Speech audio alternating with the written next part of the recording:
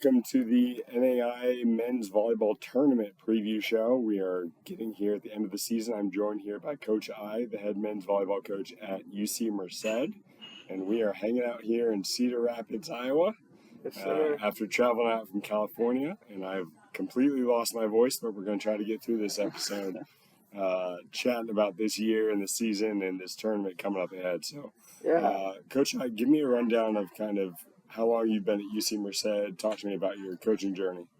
So I've been at UC Merced for over 10 years now, technically. I think I started my coaching career at UC Merced. I was a player there, so graduated there in 2014.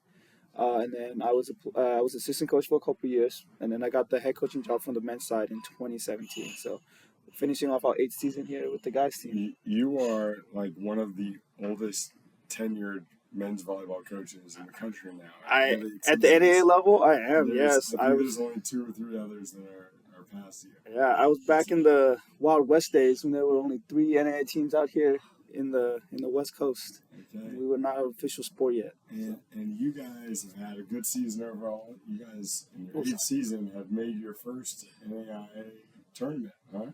Yes. You guys won your conference tournament. Tell me about your season so far and kind of talk me through the conference tournament. I mean, it's been a good season, but it's definitely been up and down. You know, we started off strong in our first weekend of conference play at St. Xavier. Had some good wins, some good competitive matches against like Georgetown, and some good wins against Indiana Tech. And then kind of dealt with a lot of injuries all the way up and down. And so we lost our best player right before conference start. He was out for 2 months.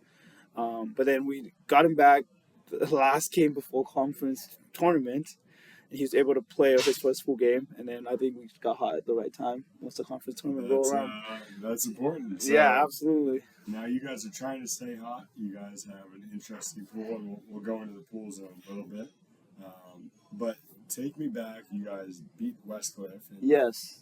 That's part of you guys getting hot. Beating Westcliff, who was the regular season champions. You guys beat them in the finals of the CalPAC tournament. Tell me about that game and how that went. Oh, I mean, that was definitely an emotional game for a lot of our guys. You know, a lot of history between the two teams. We had lost to them the previous year in the conference championship in 5 at home. And then so we were able to host again this year and then playing them at home. The emotions were really high. Yeah. But the guys really rally around, come together. I think we played overall a really good game of volleyball. You know, Westcliff was a really strong team. They got some great pins, some great middles. But I think overall it came down to just a couple key defensive blocks for us, a couple key defensive plays that turned the game around in the 3rd set, and then we kind of got hot within the 4th set. So, yeah. It's always those couple plays. Yes, absolutely. Sure. Yeah, momentum swings. Yeah. And so you guys traveled out just like us to Cedar Rapids yesterday. The pools got released earlier this week. And I think there's probably some surprises and maybe, some surprises to some people, maybe not to some others regarding the pools. But the schedule of this upcoming week, I'll try to release this episode today. If you're watching later, you're watching later. But tomorrow and Tuesday is the first round of pool play. Each pool, there's 12 teams out here. Each pool has 3 teams. Each team will play each other within the pool. And so there's 4 pools of 3 teams. If you win your pool, you will advance to the semifinals, which are on Friday. And then if you win the semifinals, you'll advance to the finals, which are on Saturday. And so tomorrow on Tuesday, the top seed in each pool plays the bottom seed in each pool. And then on Wednesday, second day, the number 2 team in each pool plays the number 3 team in each pool. And then on Thursday, the number 1 versus the number 2 in each pool. And so the rankings came out the other day, or the pools came out the other day. And we snake the ranking. And so you got 1, 2, 3, 4 across the top. And then 5, seed number 5 is in the pool with 4. 6 is in the pool with 3. 7 is in the pool with 2. 8 and 9 are in the pool with 1. 11, 12, 10, 11, 12 are in the pool with 2, 3, 4. And so the number 1 overall seed coming into this tournament was Masters. Number 2 overall seed was St. Xavier. I don't think that was too much of a surprise to anyone in terms of who those top two were. Number three, hopefully I'm tracking this right, was Lawrence Tech. They're the 3 overall seed. They came in, I think they're a 2-loss team on the year. Number 4 was Missouri Baptist, and so they're the highest ranked team out of the Heart of America. Heart of America ended up getting 5 teams in the tournament. They kind of all beat each other up all year, and so Missouri Baptist actually came in second in the Heart of America regular season and second in the Heart of America Conference tournament. So they didn't win either one, but they were the first at-large bid to get in the tournament. The number 5 overall team, which is in the pool with Missouri Baptist, was St. Thomas out of Florida. They're a 1-loss team on the year. They lost their first opening game and have been undefeated since. So you're getting ready to play both those guys. The number 6 overall team was Missouri Valley. So Missouri Valley's in the pool with Lawrence Tech. The number 7 overall team was the Heart of America Conference Tournament Champions, which was Grandview. They are in the pool with St. Xavier. The number 8 and 9 teams are in my pool. That's Park, Missouri, and Mount Mercy. Park, Missouri got in through an at-large bid as well. Mount Mercy got in through a host bid. The number 10 overall seed, the last at-large team in, was Benedictine Mesa. The number 11 overall seed was Georgetown out of Kentucky, the reigning national champions. And then you guys, UC Merced is the number 12 overall team. And so those are the pools coming out this week.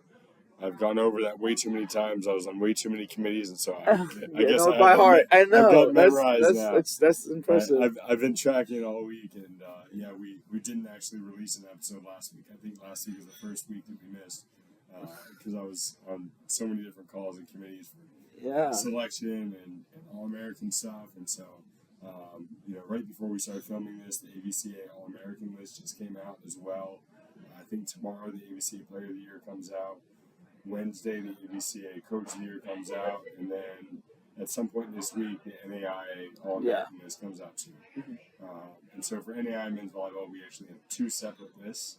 The AVCA, which is our coaches committee, coaches convention list, and then the NAIA puts together a list too.